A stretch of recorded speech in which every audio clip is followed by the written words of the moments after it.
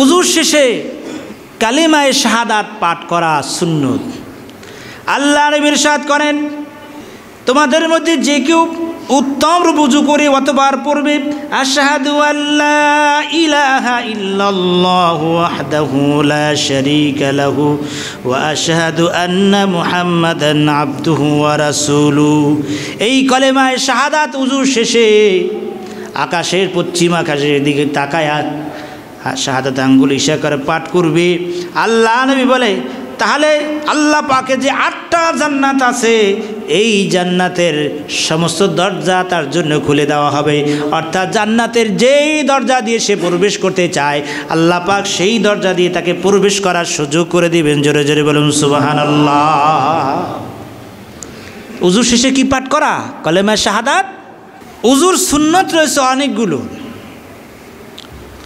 উযুর শুরুতে বিসমিল্লাহির রহমানির রহিম পাঠ করা সুন্নত। নামাজের ফরজ আছে, নামাজের ওয়াজিব আছে, নামাজের সুন্নাত আছে। উযুর কিন্তু ওয়াজিব নেই। উযুর ফরজ হলো 4টা, সুন্নাত আছে 15-16টার মতো। 1 নম্বর সুন্নাত হচ্ছে উযুর শুরুতে কি পড়া? বিসমিল্লাহির রহমানির রহিম পাঠ করা।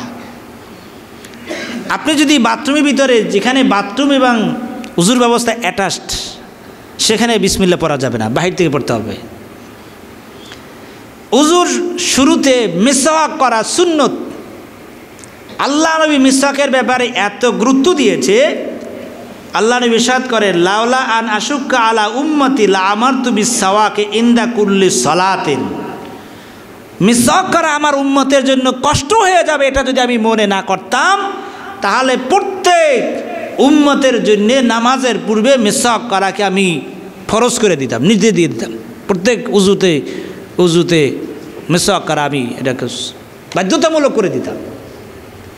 মিসওয়াক সুন্নত, প্রত্যেক উযুর শুরুতে মিসওয়াক করা সুন্নত। এখন তো আমরা আধুনিক ব্রাশ ব্যবহার করি, পেস্ট ব্যবহার করি। হ্যাঁ, পেস্ট ব্যবহার করা জায়েজ আছে, ব্রাশ ব্যবহার করা জায়েজ আছে, কিন্তু ব্রাশ ব্যবহার করলে সুন্নত আদায় হবে না। সুন্নতের জন্য গাছের ডাল হতে হবে। আল্লাহ নবী এই ব্রাশ দিয়ে কোনোদিন মিসওয়াক করেন নাই, তিনি গাছের ডাল ব্যবহার করতেন।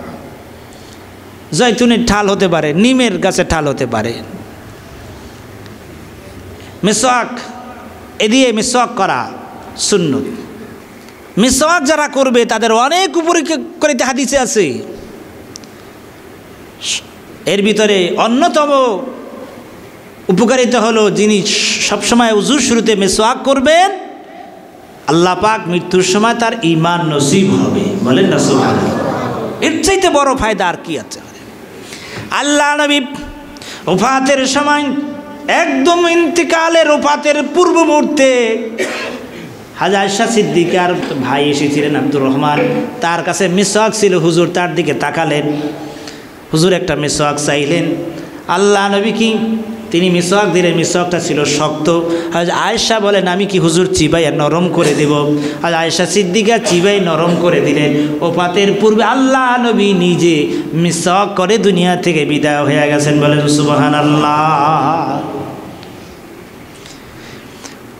সুতরাং হুজুর শুরুতে মিসওয়াক করা, এরপরে 3 বার হাত ধৌত করা সুন্নত।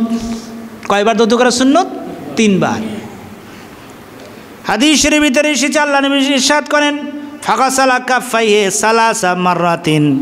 মুসলিম শরীফ হাদিসে এসেছে 3 বার হাত ধৌত করা। এরপর সুম্মা মাদমাদা, অর্থাৎ 3 বার কুলি করা, 3 বার ওয়াস্তানশাকা, 3 বার নাকে পানি দেওয়া। উযুর সকল অঙ্গগুলো 3 বার করে ধৌত করা সুন্নাত। 3 বার ধৌত করা কি?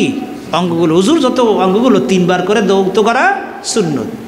একবার করলেই আপনার ফরজ আদায় হয়ে যাবে। তাই ফরজ আদায় একবার যদি আপনি ধৌত করেন, এখানে একটু সংশয় সন্দেহ থেকেই যেতে পারে। একটু জায়গা যদি শুকনো থাকে, তাহলে কি হবে? আপনার তো উযু হবে না। এই জন্য নবীজি আমাদেরকে সমস্ত উযুর অঙ্গগুলো 3 বার করে করে ধৌত করতে নির্দেশ দিয়েছেন। যাদের ঘন দাড়ি আছে, দাড়ি খেলাল করা সুন্নাত। যাদের ঘন দাড়ি আছে, দাড়ি খেলাল করা কি সুন্নাত। আঙ্গুলগুলো, পায়ের আঙ্গুলগুলো খেলাল করা সুন্নত।